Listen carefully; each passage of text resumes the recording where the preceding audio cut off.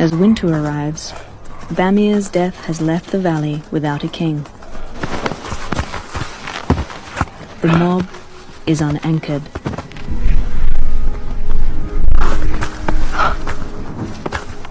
Marla's world is in upheaval in more ways than one. Luana is growing a new baby inside her pouch.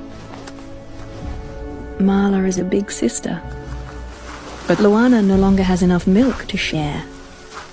It's bad timing for Marla. In the bitter cold, food becomes scarce. And the grass Marla is now forced to eat will soon have little nutritional value. Many joeys will not survive the winter. For the dingoes, these are easy meals. The pack has many more mouths to feed. A new